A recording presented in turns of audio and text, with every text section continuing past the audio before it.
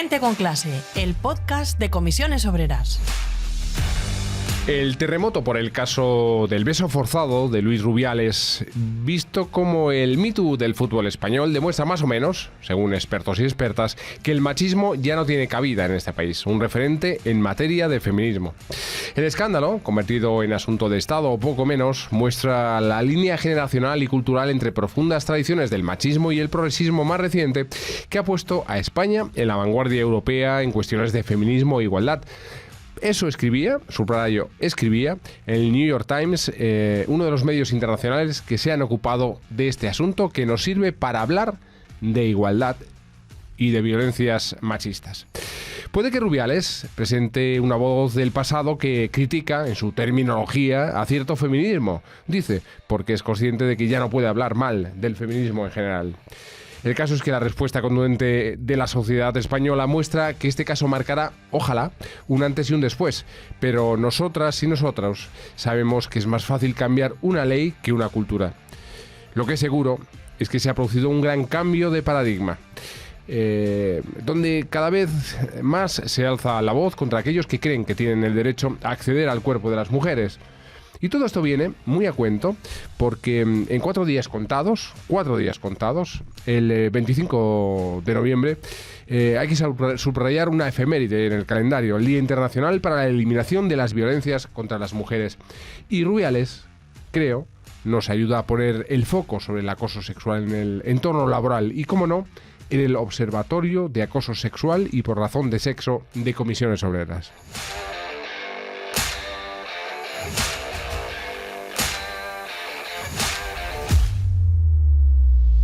Hola, ¿qué tal estás? Saludos de José Julio Alonso, periodista de la Confederación Sindical de Comisiones Obreras, en nombre de todos los compañeros y compañeras de comunicación del sindicato.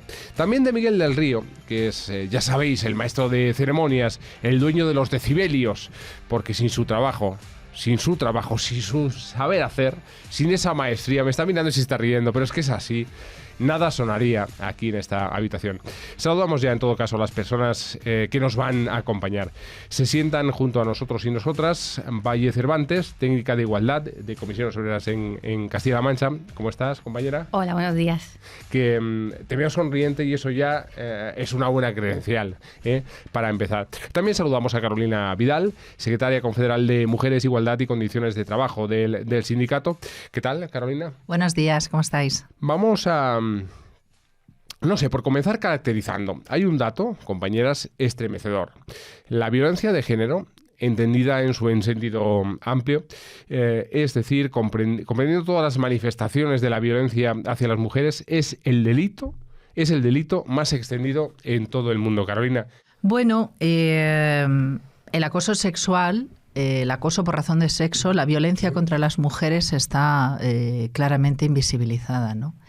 Y es verdad que el acoso sexual es en muchos casos no solamente invisible, sino que es ocultado, ¿no?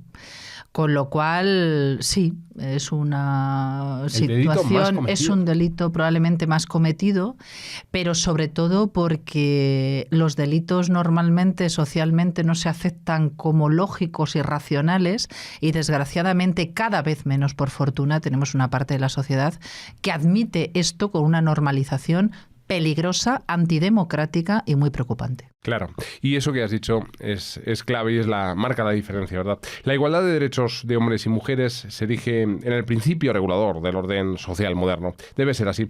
Los planteamientos feministas permean el imaginario colectivo y la mentalidad social. Insistimos, debe ser así. Pero igual soy demasiado optimista. Bajemos al terreno. Bueno, desde luego hay una cuestión que hay que resaltar en lo que tiene que ver con el acoso sexual y es que no hay un perfil de mujer acosada, ¿no? Las mujeres somos acosadas sexualmente en el mundo del trabajo independientemente del sector, independientemente de la categoría profesional, independientemente de la edad. Lo que sí es cierto es que hay unas características, hay situaciones que hacen a las mujeres tener menos posibilidades para escapar de esa situación. Eso sí es real, ¿no? Es una violencia estructural contra las mujeres por el hecho de serlo, independientemente de los apellidos, como decimos, de la categoría profesional, del sector. Y lo que sí sabemos es que el 98% de quienes acosan son hombres, ¿no?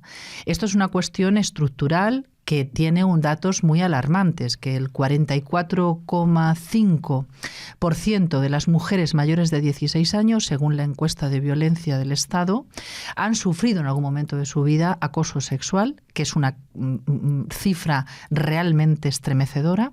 De este 40,4%, 1,5 millones de ellas lo han sido en el ámbito laboral, lo que suponen un acoso de cada 5 se suceden en el ámbito laboral. Y hay una frase mayúscula por encima de todo: la violencia sexual en el centro de trabajo es violencia machista. Es violencia de género, no es cualquier acoso. Es un acoso que las mujeres sufrimos por el hecho de serlo. Es 25 de noviembre. Llevamos unos cuantos. Llevas unos cuantos. Lleváis unos cuantos.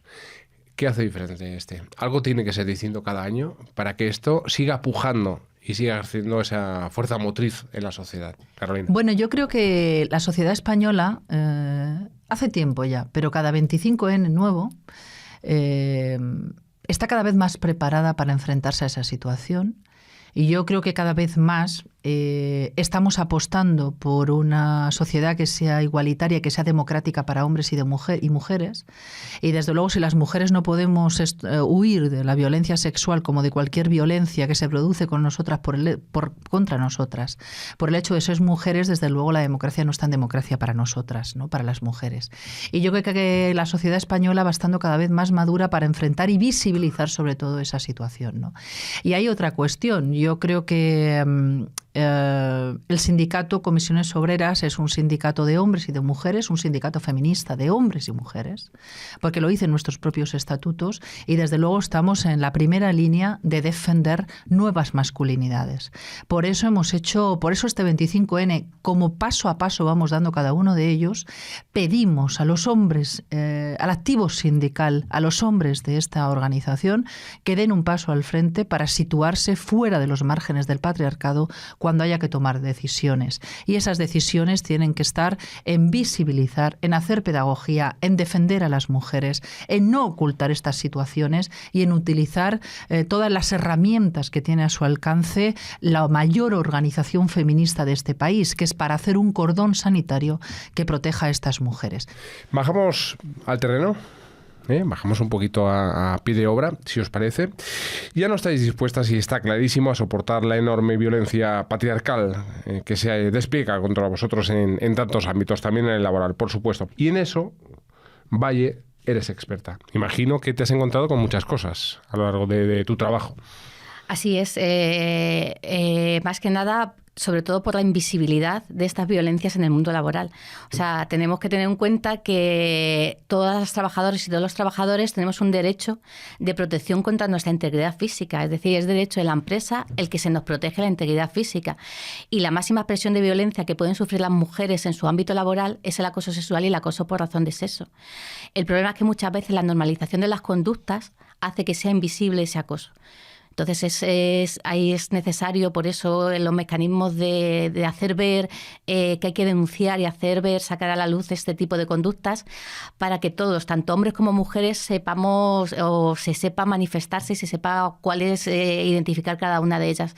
Porque el problema es que muchas veces normalizamos las conductas por el hecho de serlas y no las identificamos como que son de acoso sexual, y ya por acoso por razón de sexo es muchísimo más difícil identificarlas. Claro. ¿Cómo caracterizarías tú la posición de las plantillas y de los empleadores, de los empresarios? Cuando uno va escarbando y se encuentra con experiencias del vivir, del trabajar, de relacionarse con unos y con otras, ¿cómo caracterizarías tú? ¿Cómo ves la posición del empresario y la posición de la plantilla también? A ver, ante un caso de acoso por razón de sexo o acoso sexual en el mundo del trabajo, es algo que es totalmente incómodo. Es un daño que afecta individualmente a la mujer, pero es un daño colectivo, porque afecta a toda la plantilla y a toda la organización empresarial. Hay instrumentos, además la ley así lo establece, que todas las empresas, independientemente de su tamaño, tienen que tener instrumentos especiales para proteger, para prevenir el acoso sexual por razón de sexo. Pero hasta que ese problema no sucede, no se ha dado cuenta que efectivamente es un problema. Es decir, son herramientas que se hacen, pero que se quedan ahí porque se piensa que nunca van a usarse esas herramientas. Cuando ya alguien pone en marcha esos protocolos o cuando alguien se pone en marcha a hacer esos protocolos, te das cuenta de lo difícil que es poner esas herramientas, porque muchas veces están mal hechas y son difíciles de llevar a la práctica. Entonces, además, hay una tendencia a ocultar el daño. O sea, ocultar el daño, igual que los accidentes de trabajo son visibles y las enfermedades profesionales cada vez son más visibles, pero el acoso sexual y el acoso por razón de sexo, que también generan daños laborales, y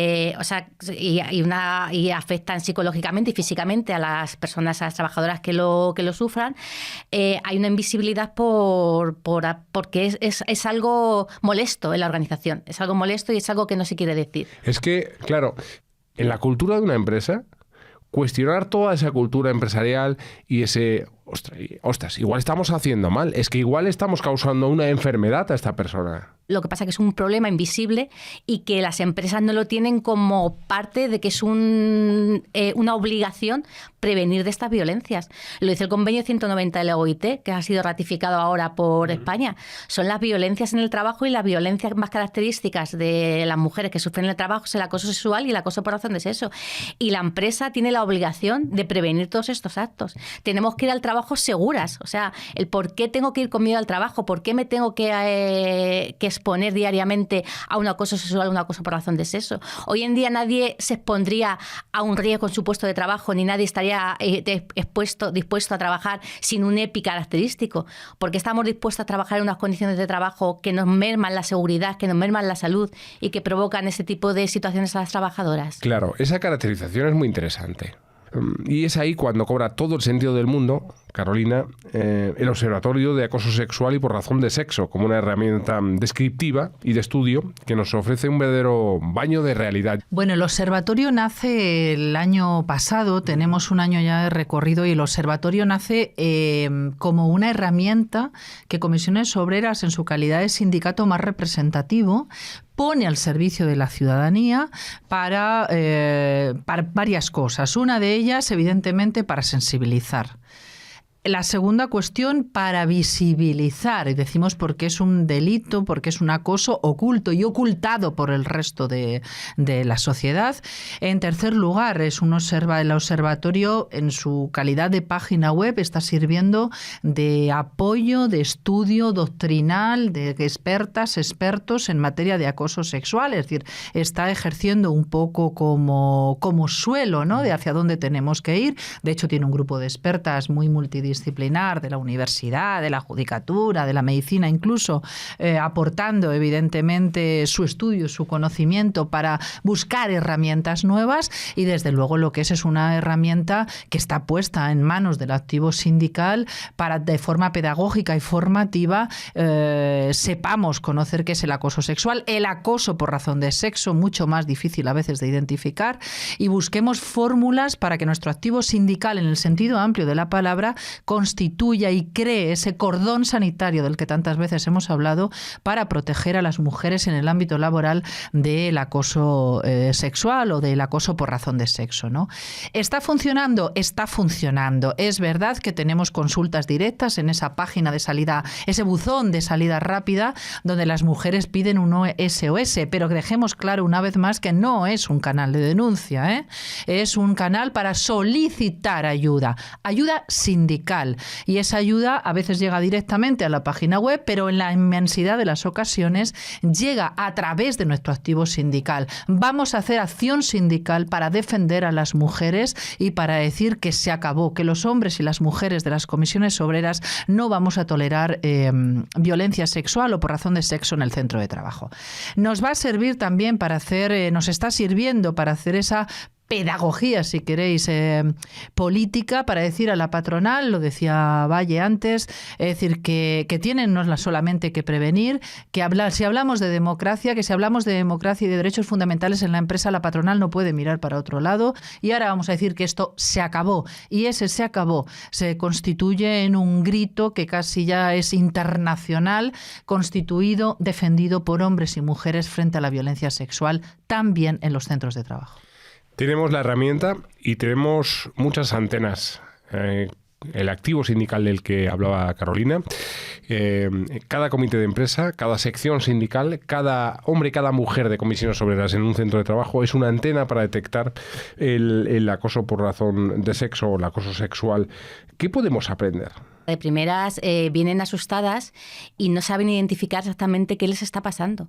Entonces la conclusión es que falta una formación en todas las empresas para que se identifique, y lo vuelvo a recalcar, este riesgo como un riesgo laboral. O sea, como un factor al que no podemos estar expuestas en los puestos de trabajo. Claro, a menudo es una gracieta, a menudo es una broma, a menudo es efectivamente, un chisme, claro, un rumor. No valen rumores, no valen chismes, no valen bromas. Estamos hablando de personas. Claro, efectivamente, y además es que la mujer trabajadora cuando lo experimenta, lo primero que experimenta es una situación de desconcierto.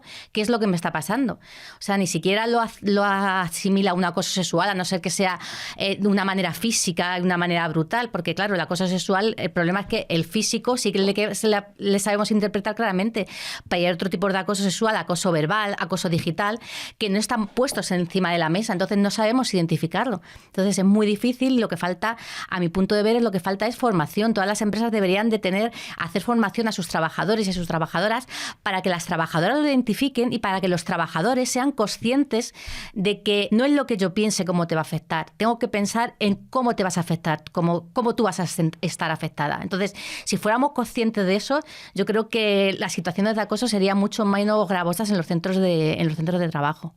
Me da la sensación, el ascenso de esta derecha montaraz, que es ultraderecha, que se llama fascismo, va dejando pozo, también en los centros de trabajo. Es esa, desde ciertos ámbitos políticos y sociales, se ha querido convertir a los feminismos en enemigos a derribar, por lo que significan de justicia, democracia y libertad. ¿Eso se palpa también en el centro de trabajo? Ese envalentonamiento de ciertos elementos. Valle. Sí, sobre todo para el acoso por razón de sexo. Que no tanto el acoso sexual, pero sí para el acoso por razón de sexo, que al final son manifestaciones de poder y manifestaciones de estar por encima del bien y del mal. Entonces es lo que se manifiesta en los centros de trabajo. Y es lo que es difícil de demostrar, porque el acoso por razón de sexo es muy gravoso, pero es muy difícil de demostrar, pero está basado, igual que el acoso sexual, en unas relaciones laborales, en unas relaciones de poder y patriarcales, efectivamente. Por eso quería empezar yo caracterizando la en conversación. Unas relaciones de poder, claro. Claro, en el asunto de la Federación Española de Fútbol, ¿no? Porque es que es un jefe. Es un jefe el que le da un beso en la mejilla no consentido a una trabajadora. Es futbolista, sí, es presidente de la Real Federación, pero es jefe, es subordinada. Realmente lo importante, por poner un acento positivo, es que también en los centros de trabajo cada vez hay gente que se rebela más contra esta situación, ¿no?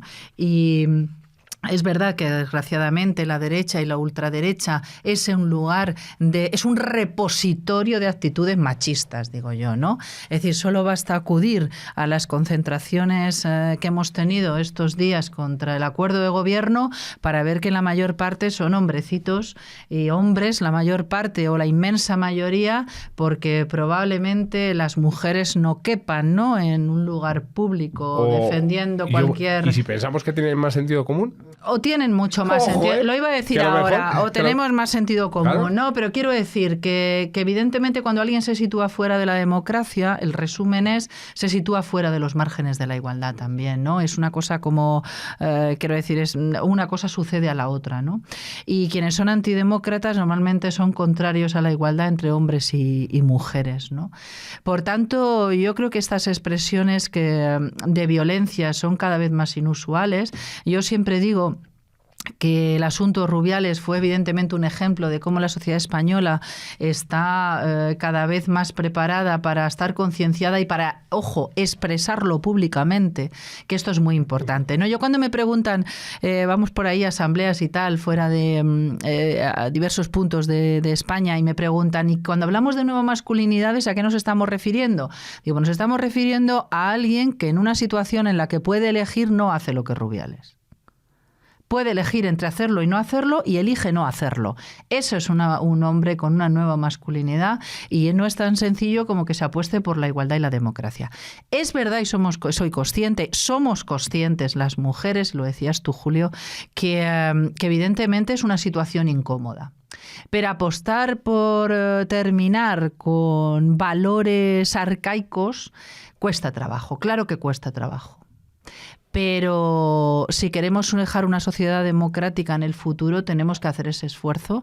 Este sindicato lo está haciendo, estamos en la primera línea y desde luego estamos defendiendo que la vida de las mujeres no puede estar atravesada desde que nacemos hasta que morimos por la violencia.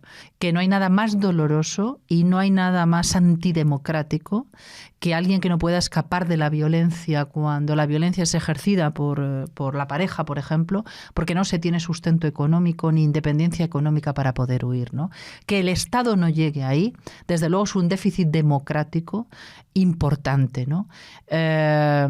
Por eso cuando decimos que la subida del salario mínimo interprofesional, que la reforma laboral, el hecho de que haya más mujeres trabajando que nunca en este país, que haya menos contratos a tiempo parcial que nunca, aunque siga habiendo muchísimos, desgraciadamente, sustentados inmensamente, mayoritariamente por las mujeres, pero sí hay menos temporalidad que nunca, aunque la temporalidad de las mujeres, insisto, sigue siendo mayor. Esto también es una lucha contra la violencia.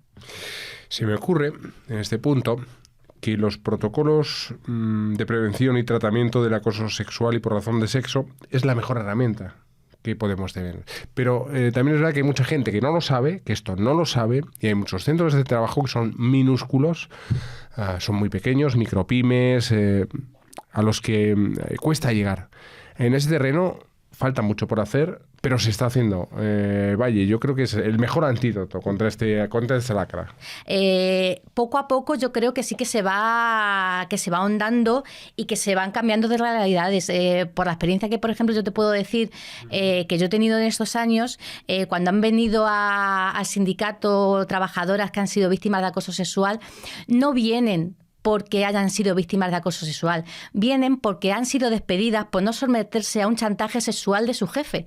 Entonces, una vez que se han sido despedidas es por lo que vienen al sindicato. Y cuando ya le explicas que eso es un delito, ni siquiera lo saben. Y estamos hablando de un chantaje sexual, o sea, que es mucho más gravoso. Entonces, y ahora ya poco a poco, y sobre todo además, yo sí que he notado a través del en este año que lleva el observatorio en marcha, que ya las mujeres lo que reclaman es más prevención. O sea, es decir, ya no solamente esperan al despido o me tengo que ir de mi puesto de trabajo, sino por qué tengo que aceptar estas condiciones de trabajo. O sea, por qué tengo que aceptar que me estén acosando, por qué tengo que aceptar estas manifestaciones de poder hacia mi persona. O sea, no tengo por qué aguantarlo. Entonces, poco a poco yo creo que se va cambiando en ese aspecto, pero claro, en las empresas donde tenemos representación sindical, obviamente luchamos contra ello y es mucho más fácil de llegar que en las empresas pequeñitas que obviamente no tenemos representación y no podemos instar a que estos protocolos estén o no estén. Lo que decía Carolina, por ejemplo, de la violencia acoso sexual en el ámbito de ayuda a domicilio, pues era algo que estaba totalmente invisibilizado hasta el punto que el 60% de las trabajadoras que se les hizo la encuesta dijeron que sus puestos de trabajo habían sufrido acoso sexual. Pero es que lo más fuerte es que el 90% de las trabajadoras desconocían, y si lo desconocían es que no lo había, es si había protocolo de acoso sexual en sus puestos de trabajo. O sea, es terrible, es terrible. Entonces... Terrible porque eso es el paso y el peso de una historia por encima del ser humano. No sé, me imagino que nos estamos refiriendo pues a la típica palmadita. Claro, a mí me llama, cuando me llama mucho la atención un estudio que hay de la Organización Internacional del Trabajo, donde te dice cuáles son los casos más significativos de acoso. Entonces te dicen los que más sufren las mujeres: chistes, reiteradas solicitudes para salir, pero hay un tanto por ciento, hay un 17% que te dice que están expuestas a una situación de acoso, pero no saben identificarlo. Ese es el problema. Que no, entonces, es una presión difusa. Efectivamente, que no saben identificarlo. Y es ahí donde yo veo realmente el problema, en ese tanto por ciento que ven que algo está mal, que no tienen por qué aceptar eso, pero no saben identificar que efectivamente eso es una situación de acoso. ¿Os imagináis que un día una va por la calle y deja de ver al otro, a la otra, como un hombre o una mujer? ¿Y simplemente ve una persona? Bueno. Que deja de ver hombres o mujeres. Bueno, y ve personas. La cuestión es traducir eso a que los hombres y las mujeres tenemos los mismos derechos. Sí, pero al final lo que hay que gobernar es la realidad. Y somos lo que somos. Eso es. Vale, pues nos quedamos con que la violencia es estructural y exige un compromiso colectivo.